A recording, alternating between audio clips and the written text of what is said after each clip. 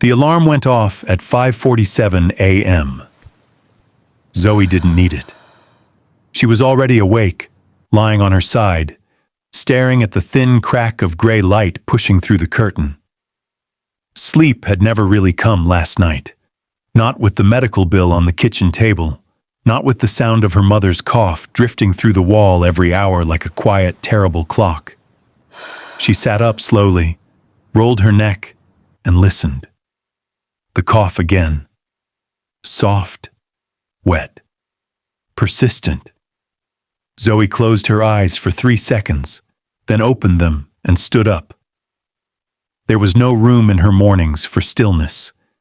Stillness cost money she didn't have. Her father was already in the kitchen when she came out, sitting at the table in his worn robe, hands wrapped around a cold cup of tea like it was still warm, like he hadn't been sitting there long enough for it to go cold. But she knew better. She always knew better. "You're up early, Dad." Couldn't sleep. He looked up and tried to smile. It didn't reach his eyes. "Your mother had a rough night." Zoe opened the refrigerator.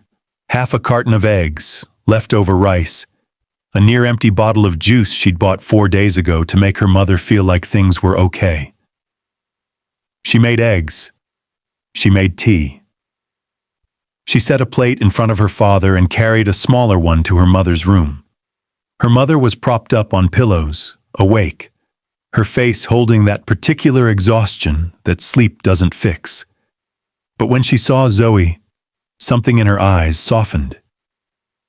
"You didn't have to eat, Mama." Her mother reached out and touched her hand, held it a beat longer than necessary. "You look tired, baby." "I'm fine." Zoe squeezed her fingers and smiled. "I'm always fine." She left before her mother could see her face change. In her room, she counted what was in her purse. $23, the $20 bill, and 3 ones. Payday wasn't until Friday. Today was Tuesday. She tucked the wallet away, slipped on her work uniform, crisp white blouse, black skirt, name tag that said Zoe in clean silver letters, and walked out the door carrying everything she never talked about. Lux and Luster Jewelry was the kind of store that made people feel poor just walking past it. The displays gleamed. The floors were marble. The staff wore practiced smiles that could turn cold in a second, depending on how much they thought you were worth. Zoe had worked there for 2 years. She was good at her job, patient, warm, knowledgeable. Customers who actually got to speak with her left satisfied every single time. The problem was her manager Sandra had a talent for making sure the right customers never reached Zoe in the first place. Sandra was tall, polished, and carried her cruelty elegantly. She gave the high-spending clients to her favorites, Priya and Mel, who wore their hair like influencers and laughed at the right moments.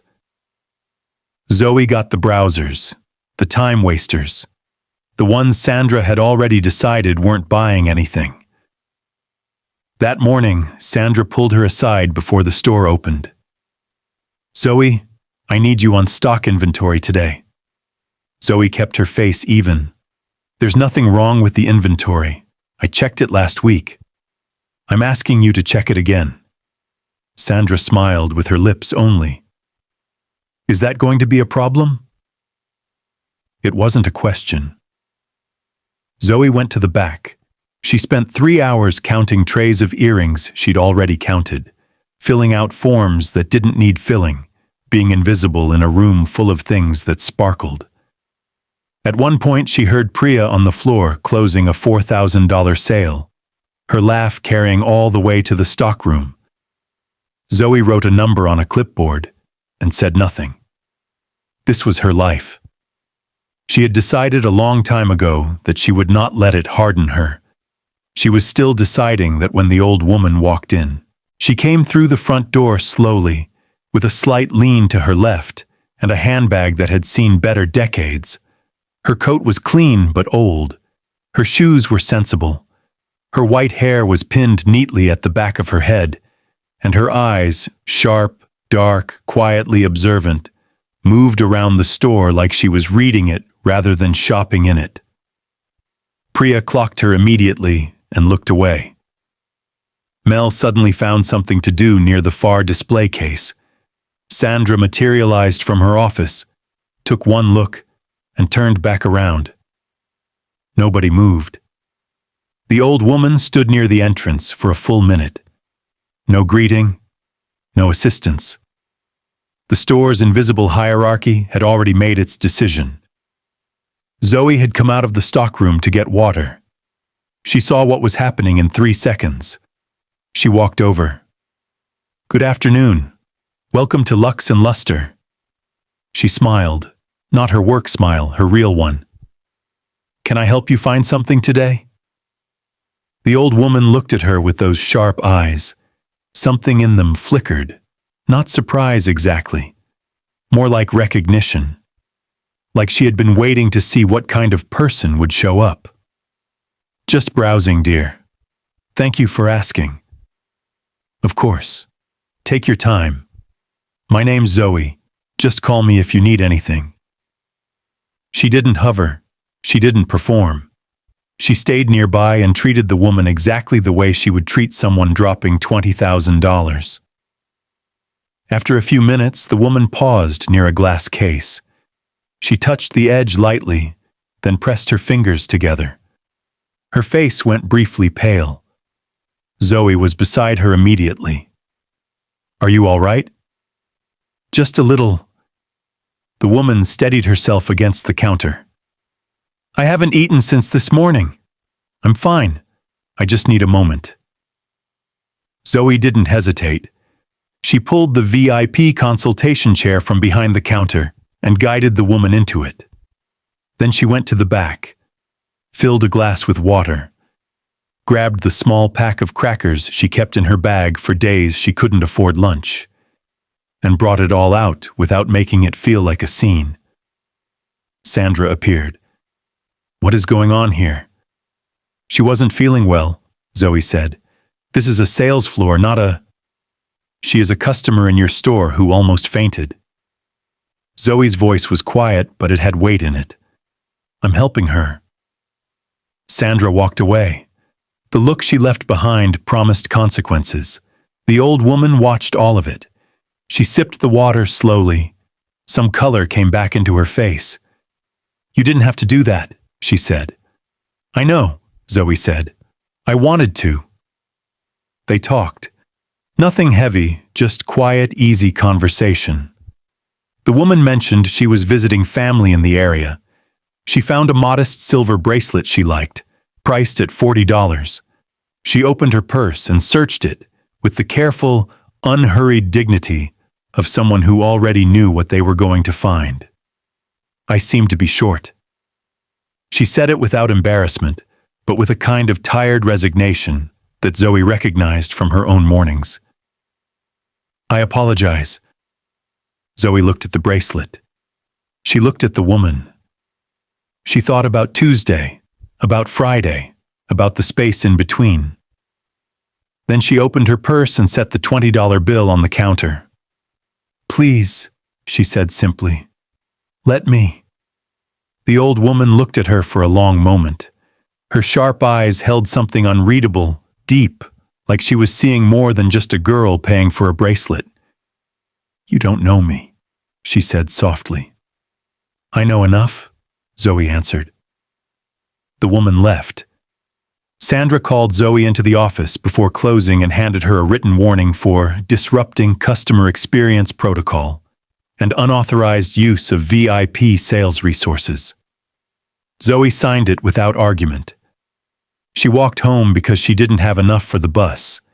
She made dinner for her parents, checked her mother's medication, sat alone at the kitchen table after they'd gone to sleep, looked at the medical bill, did the math that never added up, then folded it and put it away.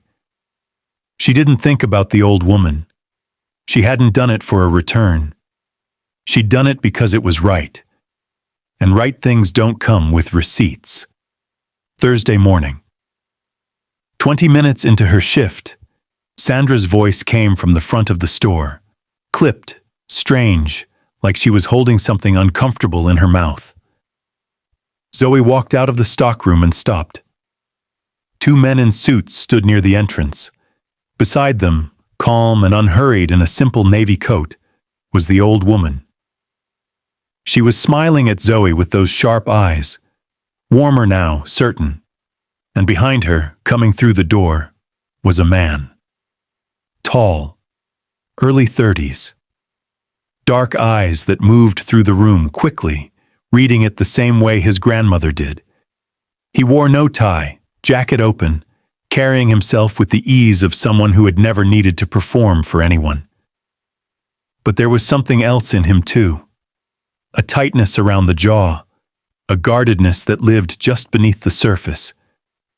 Like someone who had been burned before and learned to check his exits. He stopped when he saw Zoe. Something crossed his face that she couldn't name. The old woman turned to him and said simply, "That's her." His name was Nate Crest. She learned this in pieces over the next 20 minutes as he quietly, methodically took apart Sandra's professional life without raising his voice once. The ownership papers for the building sat inside a parent company, inside a holding group his family had controlled for 11 years. He had never mentioned it because he'd had no reason to. He had reason now. Sandra stood very still as the information landed. Priya and Mel disappeared into other rooms. The two suited men said nothing. Their silence did all the work. When it was over, Nate turned to Zoe. "Walk with me?" She almost said no. She had inventory. She had a written warning in her file and a manager watching her every move. She heard herself say, "Okay." They walked to a small cafe down the block. He ordered coffee she didn't ask for, and she held the cup because her hands needed something to do. "She's the only family I have left that I actually trust," he said. "No explanation needed.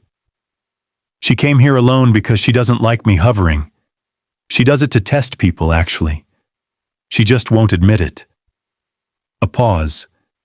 "She called me that same evening and told me what you did. It wasn't, don't." His voice was even but firm. "I grew up watching people perform kindness for cameras and audiences and returns. I know the difference." He looked at her directly. "She told me you walked home that night." Zoe said nothing. "I know what $20 means when it's your last $20, he said quietly. The table between them felt very small. She expected him to be smoother than this, men like him, men with buildings in their portfolios and suits waiting by the door, usually came with a layer of performance she could see through from a distance. But Nate was blunt, a little awkward when he wasn't in command of a room. He asked questions and then waited, actually waited, for the full answer before responding. He told her about his parents, a car accident when he was 19, his grandmother stepping in, raising him the rest of the way in her own stubborn, quiet fashion. He told her he didn't trust easily, and he wasn't going to pretend otherwise. He told her she could Google him and everything she found would be accurate except the parts that were designed to make him look warmer than he was. "Are you warmer than you look?" Zoe asked. He thought about it seriously. "Around the right people?" "Yes." They talked for 2 hours. Before they left, he said, "Can I see you again?" Zoe thought about her mother's cough, the bill on the table, all the reasons a man like this was a complication she couldn't afford. "Yes," she said. It was not a fairy tale in the way fairy tales are told. He didn't swoop in and fix everything. She didn't let him. For 3 weeks they had slow dinners and long, honest conversations before she told him about her parents. The debt, the diagnosis, the years of carrying weight nobody else could see. He listened without flinching, without offering solutions before she was finished talking. That was the thing that got her. Not the money, the listening. He helped. Quietly, practically, without making it feel like rescue. Her mother's specialist was the best in the city. Her father shook Nate's hand and couldn't speak for a moment afterward. Then Sandra talked. She fed a story to a gossip column, a twisted, carefully worded version where Zoe was calculating, predatory, a girl who had targeted a billionaire through a sick old woman and a staged act of charity. The headline was ugly. It spread fast. Zoe saw her name in it and sat very still at her kitchen table for a long time. Her phone filled with messages from people she barely knew, opinions from strangers, a voicemail from a cousin who said she should have told the family what she was up to. Her mother saw it on a neighbor's phone and didn't say anything at dinner that night, which was worse than anything she could have said. Nate's team wanted to issue a statement. He told them no. He showed up at her door that evening instead, stood on her small porch in the dark and said, "I've spent a lot of my life watching people decide who I am based on what they read. I'm not doing that to you." "People believe it," she said. "People who don't know you believe it," he said. "That's a different thing." She let him in. Her mother made tea. Her father shook his hand again, steadier this time. They sat in the small living room, and nobody talked about the article at all, which was exactly the right thing to do. Sandra lost her position the following week, not at Nate's instruction, but because 3 other employees finally filed complaints that had been sitting in HR for over a year. The gossip column issued a quiet correction that nobody saw because corrections never travel as far as the original story. But Zoe had stopped needing it to, 6 months later. A quiet evening. No audience, no cameras, no performance. Just his grandmother in the armchair by the window, her sharp eyes soft for once. Zoe's parents side by side on the small sofa, her mother's hand in her father's. The silver bracelet, the one Zoe had helped pay for, on the old woman's wrist, catching the lamplight. Nate didn't make a speech. He wasn't built for speeches. He just looked at her the way he always looked at her when he thought she wasn't paying attention, like she was something solid in a world that had spent a long time feeling uncertain. He asked. Zoe thought about a Tuesday morning. $20. A stranger in a tired coat standing alone in a room full of people who had decided she didn't matter. She thought about every right thing she had ever done in the quiet, when no one was watching, when there was no reason to expect anything back. She said yes. If this story touched your heart, drop a comment below and let me know your thoughts. Did Zoe deserve everything that came to her? And where are you watching from? I love seeing the different places this reaches. So tell me your city, your country. Let's see how far this goes. If you're new here, welcome to the family. Subscribe so you never miss a story. And if you know someone who needs to hear a story like this today, share it with them. I'll see you in the next one.